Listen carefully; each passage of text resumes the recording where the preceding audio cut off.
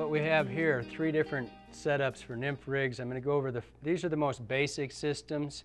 What I have here is the bottom, and I'm going to try to illustrate that this being the bottom.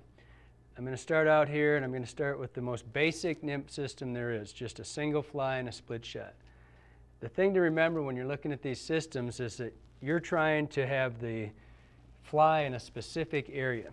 This being the bottom, obviously you're going to want the lead here, but you have to realize that it's not, the fly isn't exactly where the lead is. Usually the fly is going to ride up a little bit above it.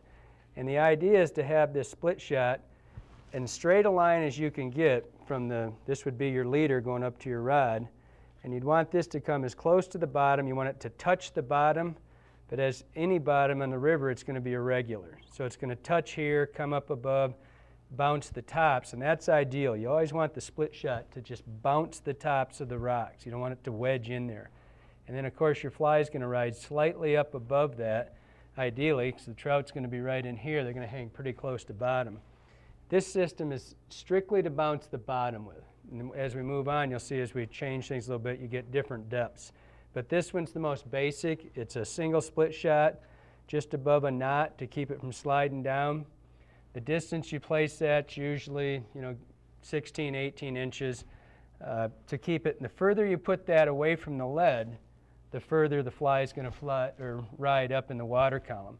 But for this system, we're trying to get as straight a line coming this way as we can. The split shot just touching the bottom, the fly riding slightly above it. This is a great way to get started. It's not very complicated. There's very few tangles. It's just a straightforward nymph rig, but it's going to be basically for fishing the bottom alone. As I move over here, this is a little bit more complicated. Not too much. It's just a little different system. It's still got the bottom. You still have your lead here bouncing. But what I've done is I've added a fly up above. I've got it tied off the eye of the hook and off the bend of the hook. And the idea with this system, you can see I've got the line coming a little bit more of an angle. The idea here is that the lead still goes to the bottom, but this fly, you'd be fishing in an emergent situation. That's why I have it tied off the bend of the hook. Some people will tie eye to eye. They'll tie a fly, the leader coming into the eye and then the tippet coming out of the eye again. You can do that. It rides the fly a little sideways, but if you're fishing in emergent, so if you've got a mayfly coming up, I like to do it this way because it keeps the head of the fly going up, and then the tail, the lead's down here, so it keeps the fly on the ascent. So whenever you've got an emergence, like for mayflies or caddis, anything that's going through the water column, tie off the bend of the hook, come down to the split shot. Again, he's just tapping bottom, tap, tap, tap. This guy over here could be a nymph. So now you've got 2 stages of the emergence. You've got the adult nymph here, and then you've got your split shot. So he's down on the bottom, running close to bottom. And then you've got the fish, or the fly, ascending through the water, so you've got an emergent. This is how I run most of my, if I know there's an active emergence going on, this is the system I'm going to use most frequently. This system here is just a different configuration. I've changed the lead. And I frequently use this system when I know I've got a really heavy emergence. And I'll lengthen this distance from the lead to the first fly.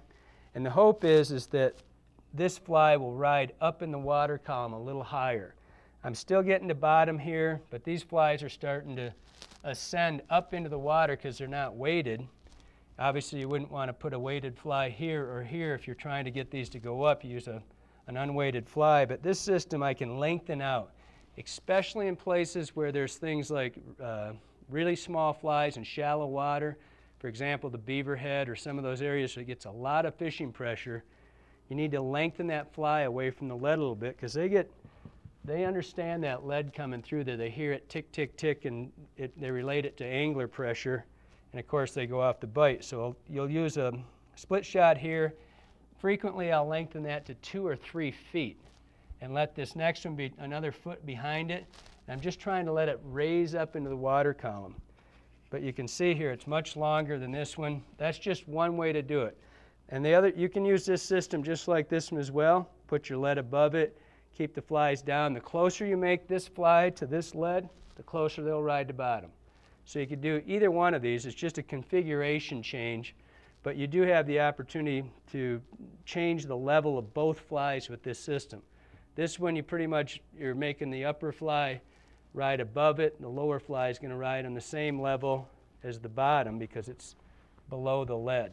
This one, you lengthen it up and the fly comes up. It's just a configuration change. You put the lead in a different position, change how the flies ride in the water column. Well, as you can see, the water's a little off color here. Normally, because I know this, you see that fish just jump? And the time it took us to rig up here in this dirty water, things have changed. I've got a system set up for a single stonefly, and just in the last 15 minutes, I'm starting to see fish rise.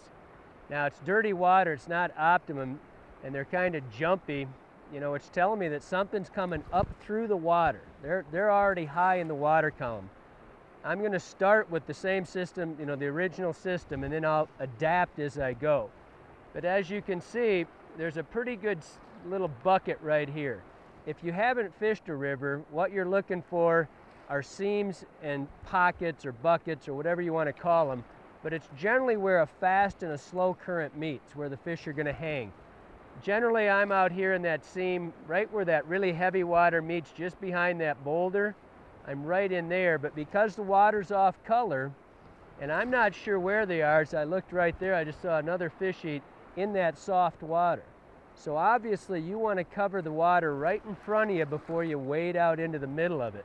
I'm going to start right here on this soft water that's only 1.5 feet deep or so, and then if I don't get one right there, I'm going to move up into a little bit further out into the seam where they would traditionally be. But when you read the water, especially if you've never seen it, if you don't know the water, look for the seams that we're going to hold, you know, a little bit more depth to shallow or fast to slow, just like right here.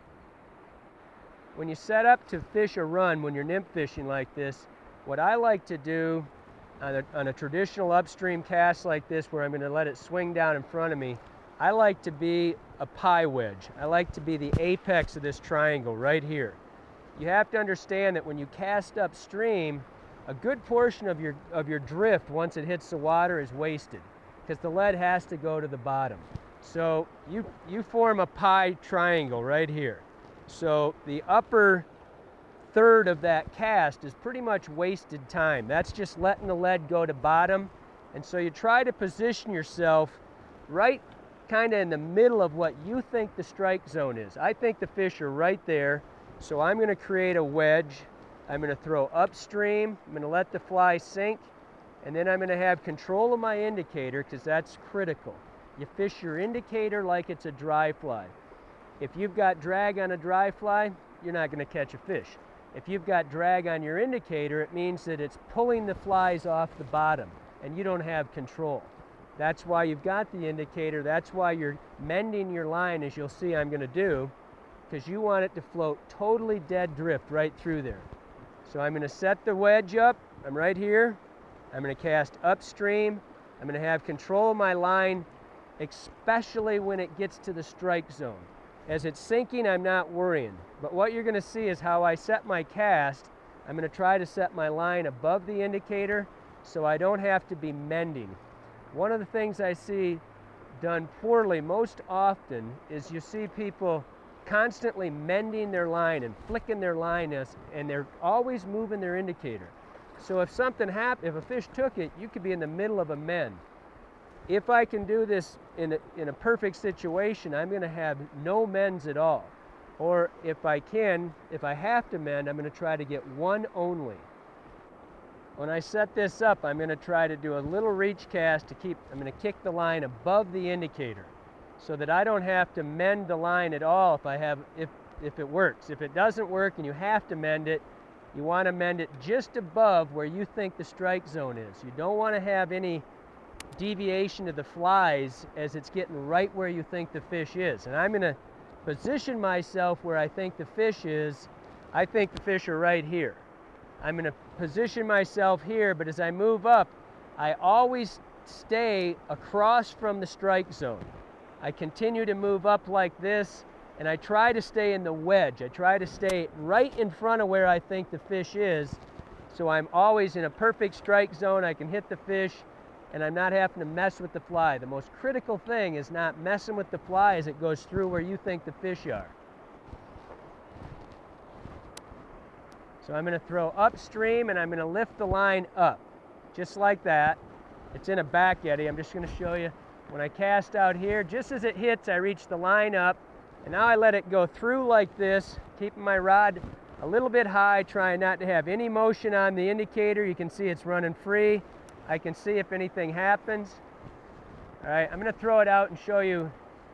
I throw it out, and now it's going down in front of me like this. I don't have to ever mend because the line is above the indicator. Everything's fine. It's drifting down perfect. It's sinking a little bit. That's fine with me. Throw it up. The line hits above the indicator. As it's going down, I just follow it. You always have your rod tip pointing above or at the indicator. Now, if I was to throw that up and the line was down here and I had to keep mending the line, you see what happens? The indicator's moving. I did that kind of rough, but if the line's down here and you're mending it, every time you mend it, the indicator moves. So you lose control for a second. You want to make sure that on every single time you see that indicator move, you want to touch it. You don't necessarily want to strike really hard because you don't want the flies doing this, but you don't want to not at least touch it. So if it's a fish, you realize that you've got one.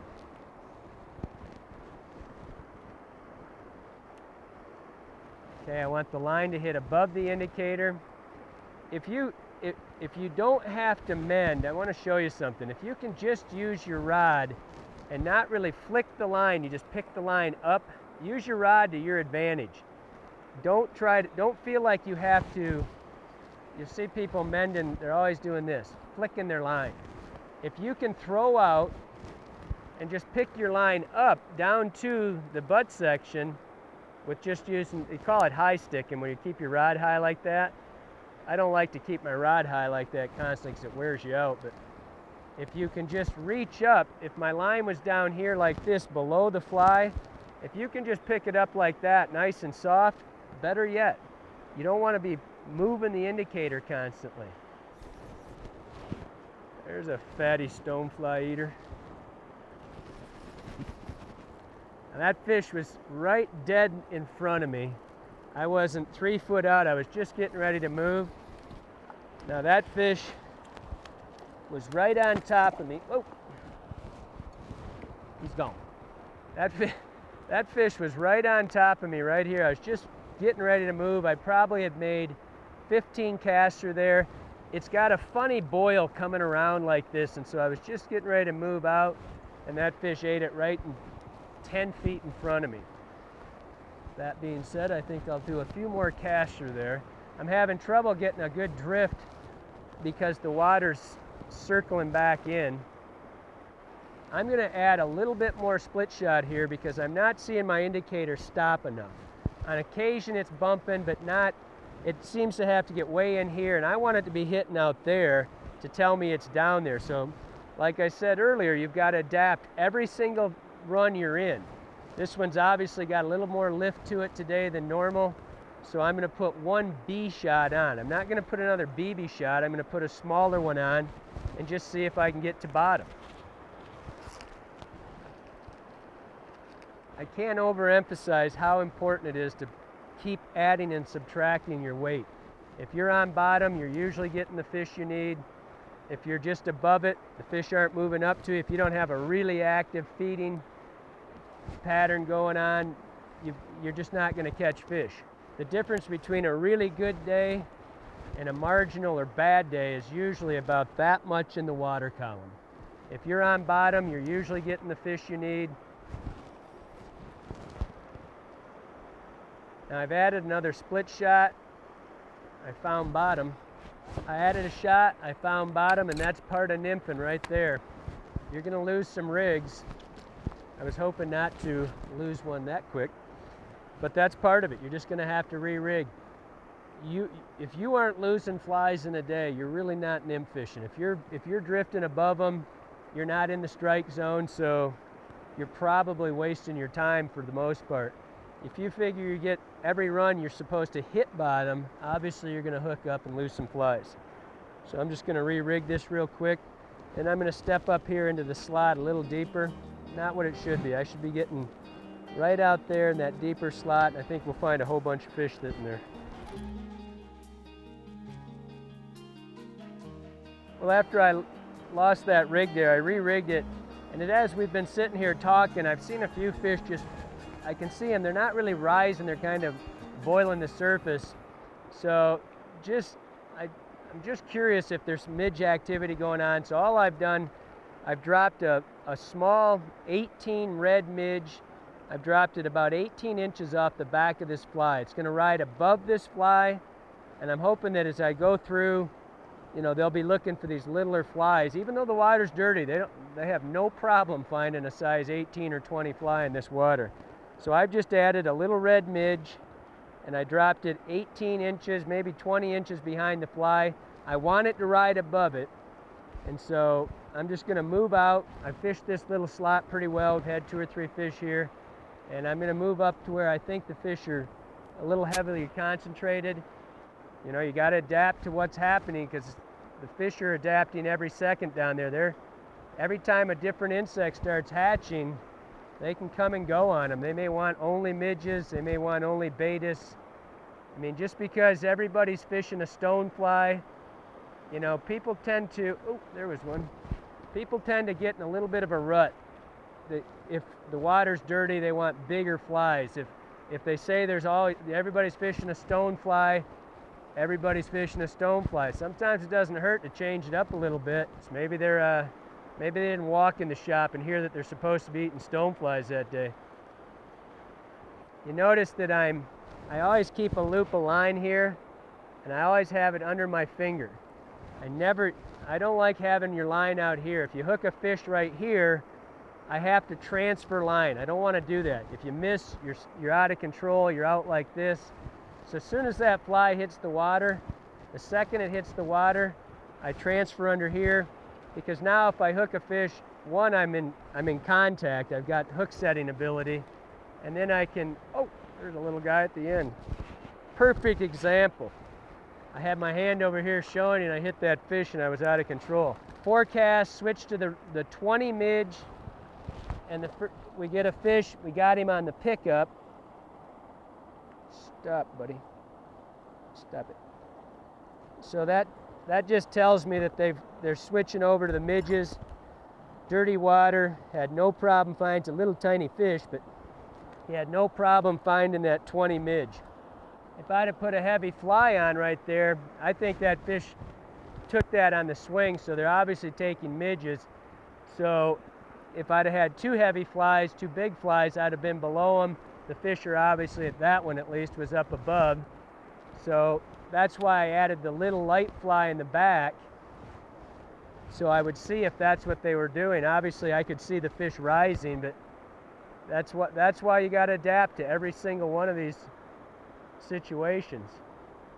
I may have used up this little run.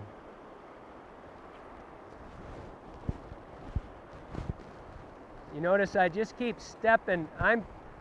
I would rather position myself than try to position the line. I'm trying to get where I've always got control. All right, as I throw up here, I do get the line above it, it's sinking. Now I'm right where I think the fish are, and I'm gonna let it swing out. I hit bottom. It's really full of trees because of this beaver.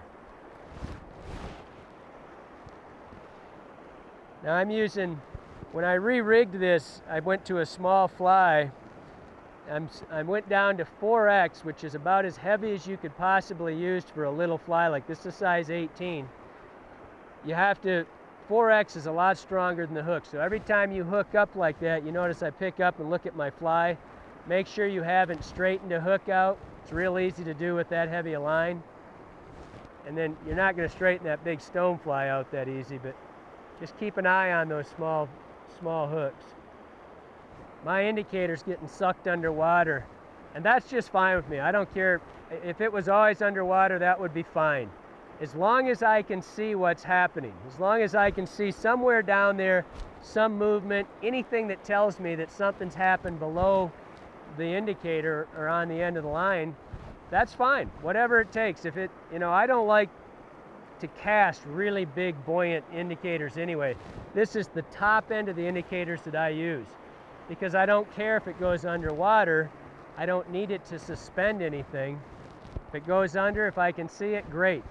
If you're using one that's so big that it never goes underwater, it's going to be really tough to cast. It's really rare to have the day where your indicator goes whoop and gets pulled under. Those days are great to have. They're few and far between. Most days when you're fishing indicators, if your indicator moves an inch, that's pretty good. Usually it'll just stop. It'll just go along and pause just for a second. That's your indication that you just either hooked up or missed a fish. It's really rare that you'll see it go whoom underwater. So, I mean, a lot of people, I hear it a lot in my stores. They don't like to fish indicators. They don't like to fish nymphs like it's some sort of second-class way of fishing. I think that nymph fishing is by far the hardest method of fishing there is to do it well. I think it's a lot harder than fishing a dry fly for sure, because I don't have the ability to see what's happening underwater. Sure, anybody could go out and just throw an indicator out there and drag it around, but they don't catch that many fish doing that. Understanding the subtleties of reading an indicator or naked nymphing, as you will, without an indicator is so complicated because it's not always, oh, there's a fish, or oh, that's the bottom. You have to learn to discern between, oh, that wasn't good. That was another one on the pickup right at my feet. That was a big brownie. You have to learn to discern between strikes, bottom, hydraulics, messing with your indicator back and forth. There's a lot that goes into learning how to read that. And it's not like looking at a dry fly fish that's surfacing up for your fly. It's hard to learn that stuff. It's not hard to learn, but I mean, it takes some practice. You have to understand that, all right, I didn't have enough split shot on, and then I put more. I'm tapping bottom a little more than I was before. I have to discern between the bottom and a strike. That's not always easy to do. I don't care how good or how much you've done this. You get caught. I've just got caught twice right here talking and thought I hit bottom. I mean, both those fish I just tagged right there in a row. I thought I hit bottom because I can see a rock right there. I see it. I think I hit the rock. I had fish on both times, and I fished this pool 100 times. It takes time to get used to paying attention to the indicator, learning that, how it moves back and forth. It's a communicator. It's just telling you that that's a fish. That's what it's telling you. That right there, that indicator didn't move, it paused. It didn't go up, it didn't go down, it just paused for a second. He ate a 20 red serendipity. They have no trouble finding small flies in this water.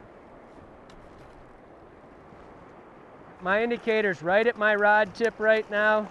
I lengthened it a little bit so I could get in this deeper pool, and that's as far as I can go. You can see it's right there, reeled up to the tip. I have just enough to reach for the fish and no more.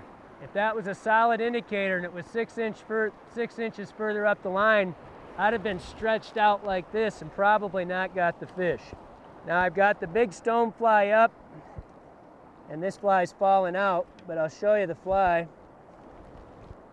I've got a little 20 crystal serendipity on. And there's the fly. I don't even know if you can see it from there. I went to a 20 serendipity, a red serendipity, because I thought they were eating midges. Nice little brownie. Obviously a midge eater. Nice little brown, in dirty water, eating size 20s. Now I was just thinking about moving, and I switched that rig And in probably 5 minutes, we've had 3 fish right here, and they're actually right down where I moved from. I switched rigs. I changed the setup a little bit, went from a single fly to a double fly, and I got the one light little midge above it. I've got that coming off the back side of the bigger stonefly, and then I'm hoping that it's riding up higher in the water column. There's no bead on it. It's got a little tiny hair head, so it's obviously floating higher yet. And as soon as we did that, boom, we started catching fish. When you're nymph fishing, just like when dry fly fishing, you have to read what's happening around you. As you can see, we started out cloud-free, bird sky. We got a giant black cloud setting in on us. It's the end of May, it's beta season. Betas love cloudy conditions, so obviously you've got to read what's about to happen. I think we're going to move down into some softer water. We're going to have betas starting to emerge. I know there's midges, I can see them. So I'm going to re-rig. I'm going to try something totally different down below. I'm going to lighten up my tippets, and I'm going to try a little less weight. I'm going to go to shallower water. I'm going to be looking for a little bit more technical nymphing situation. So I'm going to read the conditions ahead of time. Just like with dry fly fishing, you have to match the hatch. I'm not seeing any betas yet, but I know it's time. It's about 11:30 now. I know they're about ready to start hatching, so I'm going to move into some different water. We're going to re-rig completely. I'm going to do a dropper off my upper fly. I may even go to a midge and a betas, even though it's big, and see what happens. So we're going to move downstream a little ways. I'll re-rig, show you how we're rigging that, and get reset up.